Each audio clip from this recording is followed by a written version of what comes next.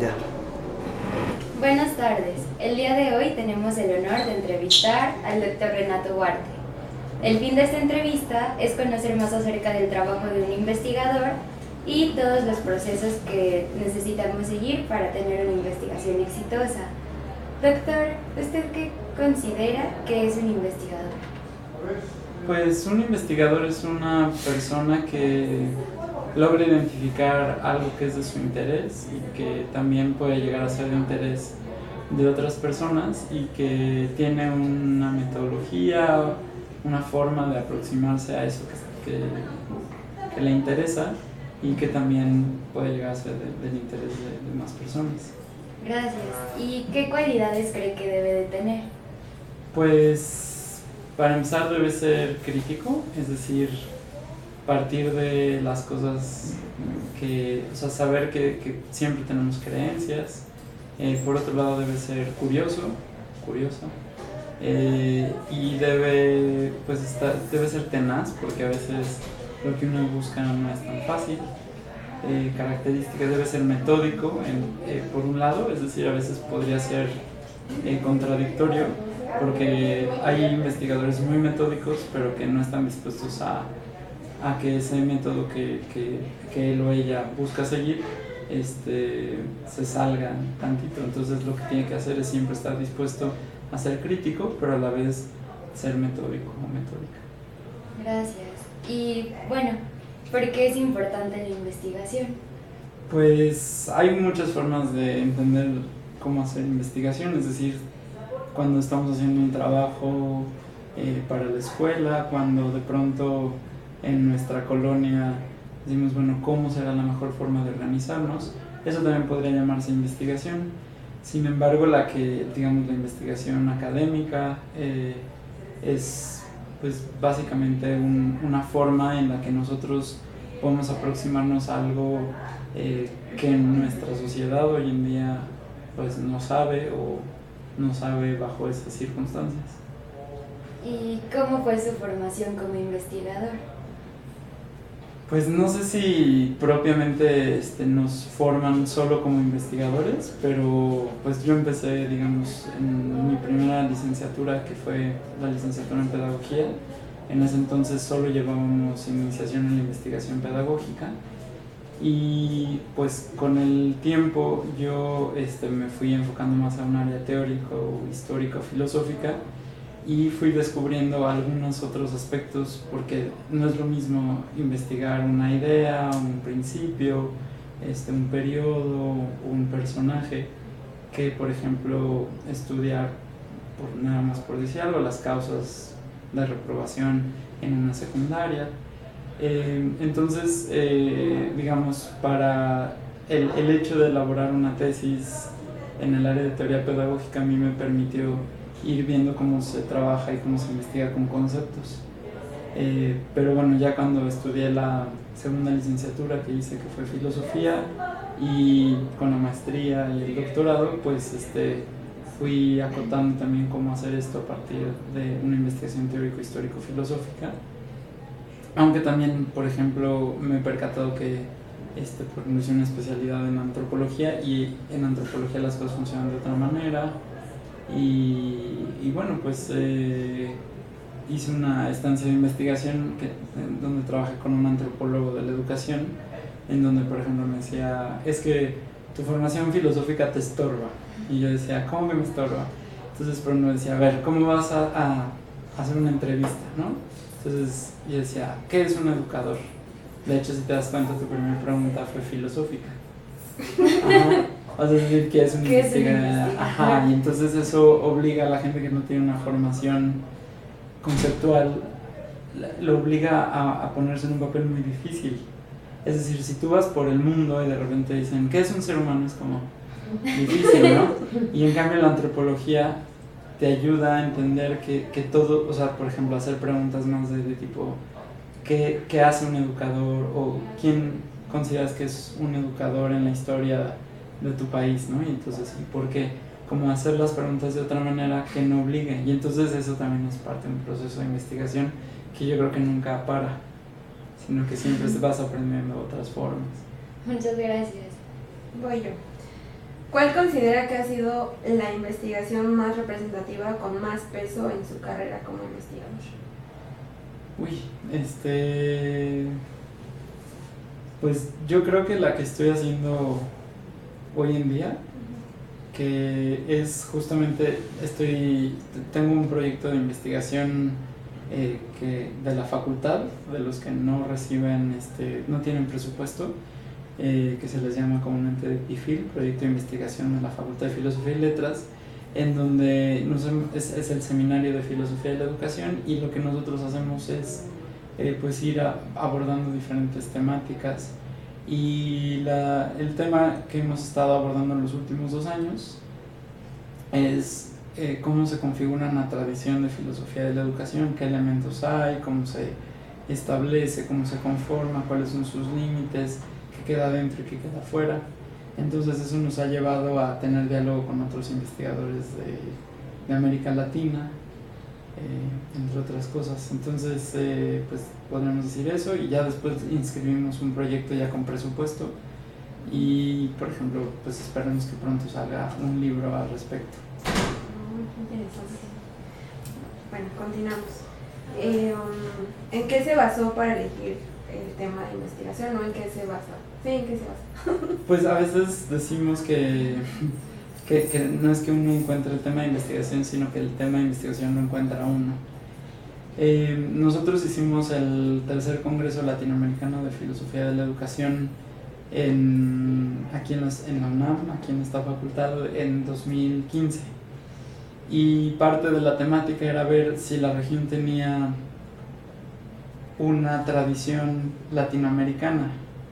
Y entonces nos dimos cuenta de que hay cosas que, como la filosofía está contextualizada, es decir, hacer filosofía en México no es lo mismo que hacerla en Noruega, que hacerla en Senegal, por decir nada más 3 ejemplos. Entonces vimos que había cosas que sí compartíamos todos los que hacemos filosofía de la educación, pero nos dimos cuenta que hay elementos que no. Y entonces lo que pasó es que pues fue tan interesante los temas que se fueron abordando en el Congreso, que decidimos hacer una investigación a partir de ello. Además de que nos dimos cuenta que todos los países de América Latina, para hacer este tipo de investigaciones, vemos hacia Europa o Estados Unidos, pero no platicamos entre nosotros.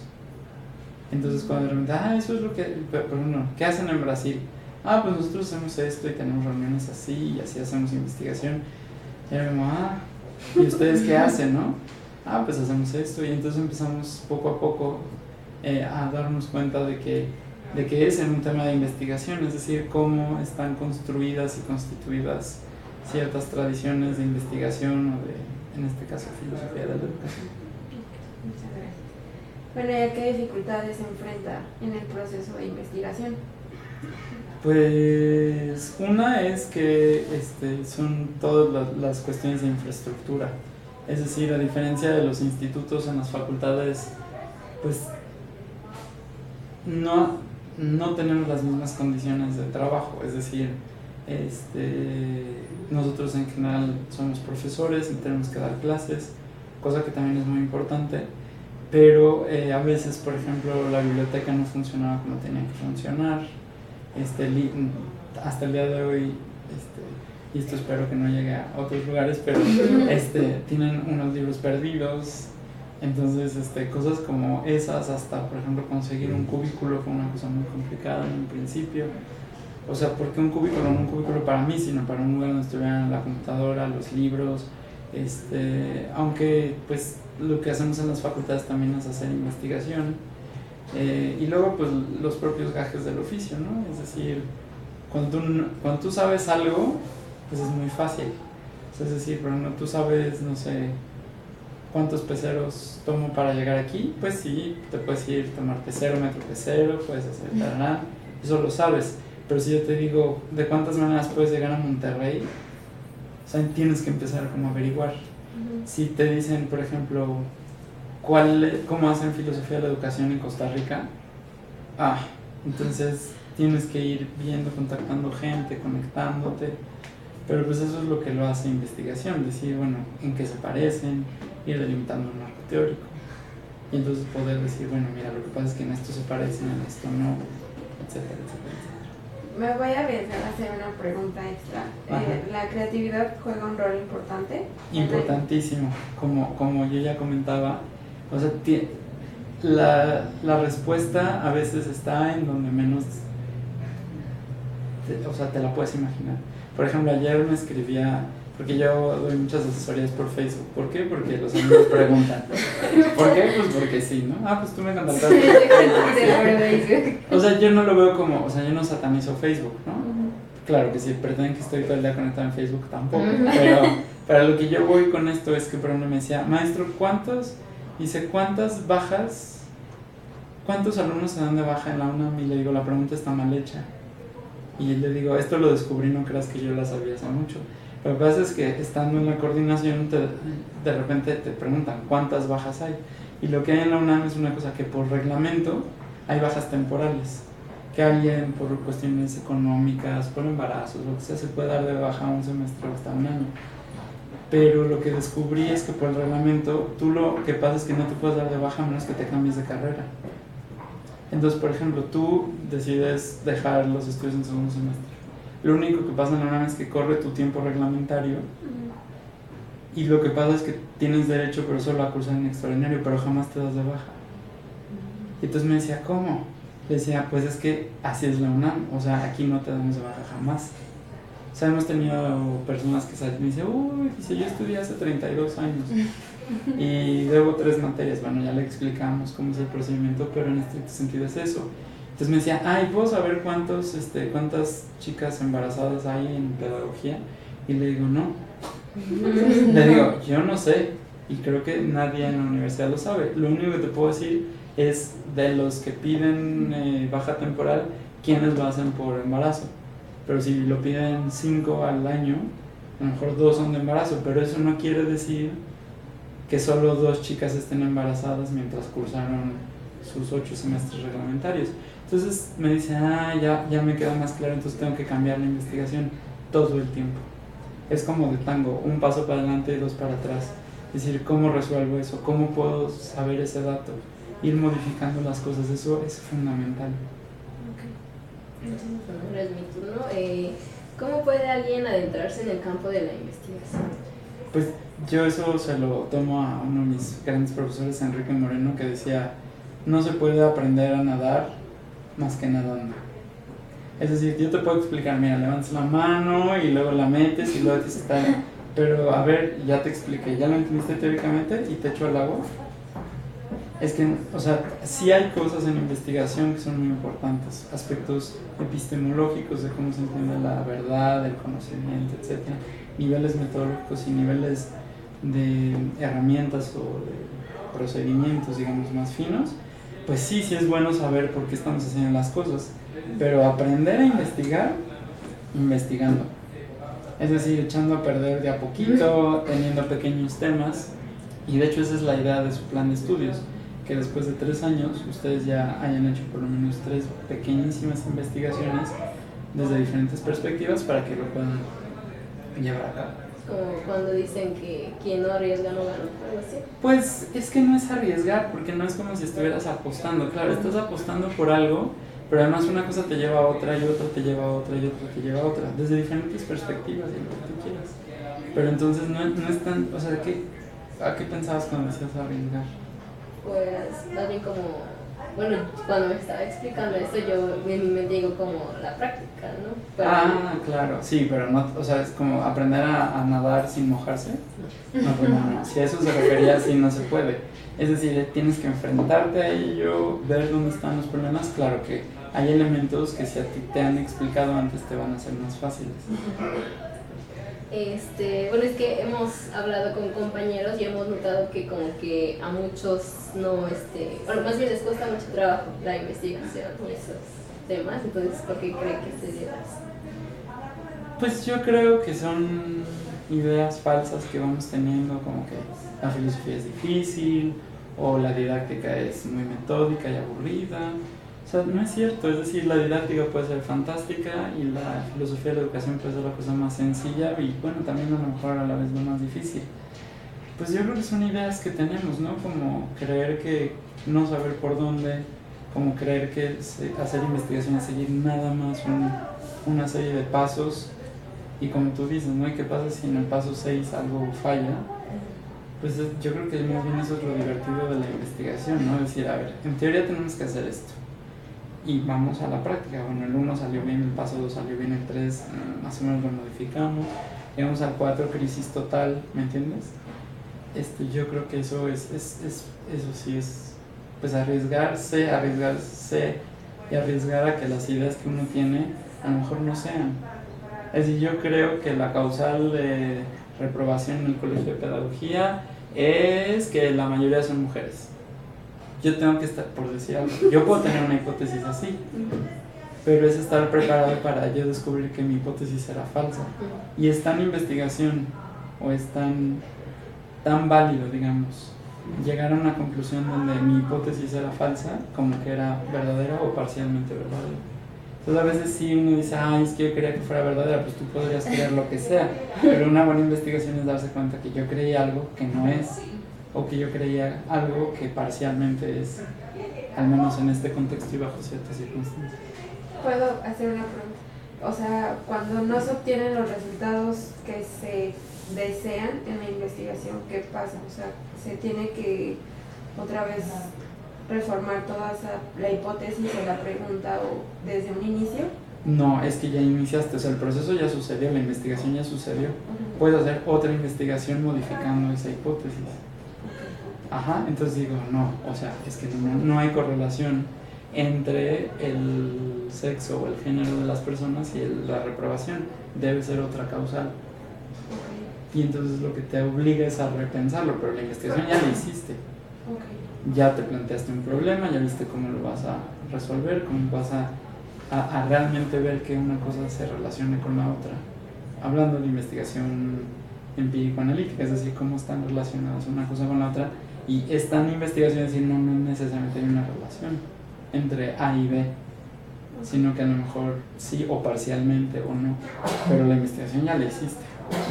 Pero llegar a decir la hipótesis que yo tenía es falsa es igualmente investigación. Y es un resultado. Es un resultado, es decir, lo que yo creía no es, o lo que yo creía es, pero solo parcialmente. Entonces ya después de ahí pues te brincas a otra y decir, bueno, vamos a cambiar esto y lo volvemos a hacer, o también hubo problemas en el camino y así. Entonces eso es lo bonito, que es que estar dispuesto a arriesgar a que lo que yo creía no sea, o sí.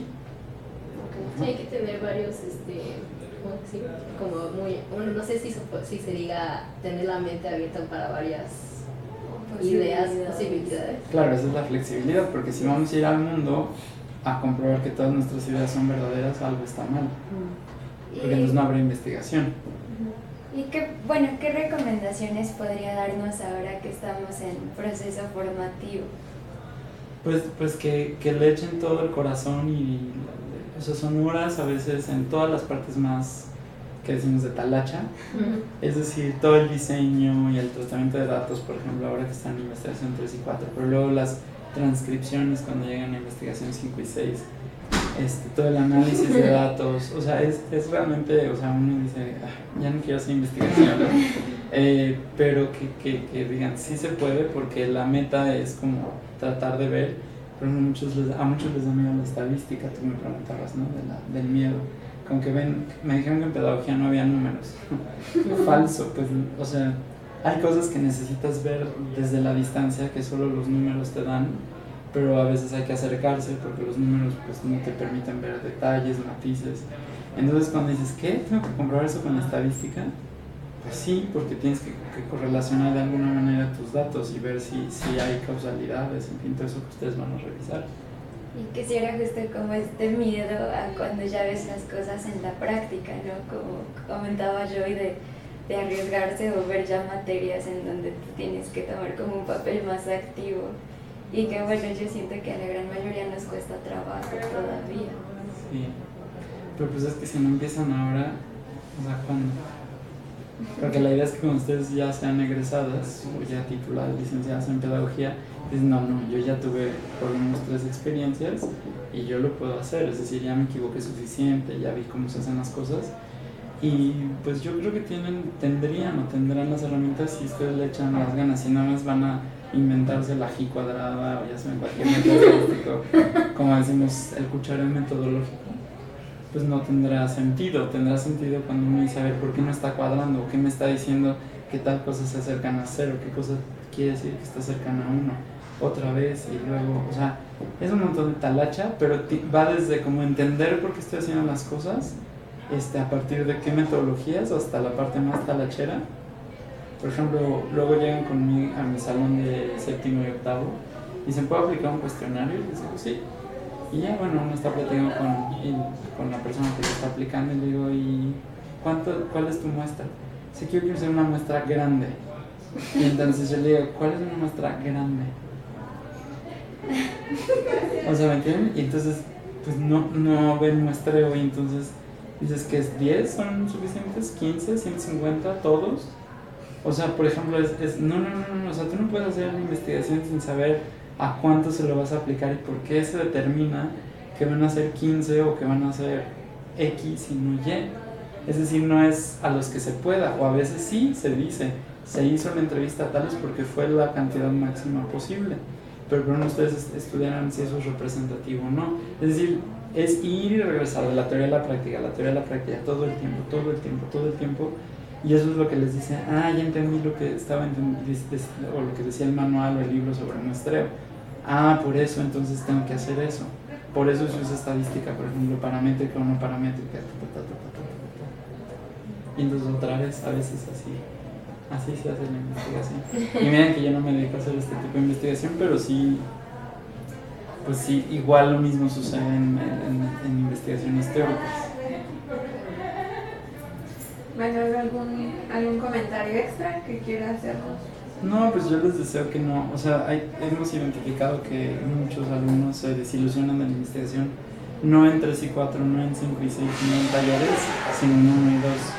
Entonces decirles a sus compañeros que si están desilusionados de 1 y 2, no sé por qué, no tengo idea, y eso es parte de la investigación. Podría ser una buena pregunta, ¿por qué a los estudiantes no les gusta la investigación? Yo tengo mis hipótesis, que pueden ser verdaderas o falsas, pero creo que el problema es que no hay una explicación así que los invite a investigación 1 y 2, no sé por qué, pero creo que podríamos trabajar con los profesores de esas áreas.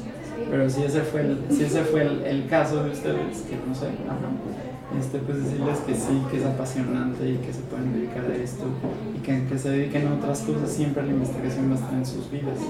Hacer un estudio de mercado, por ejemplo.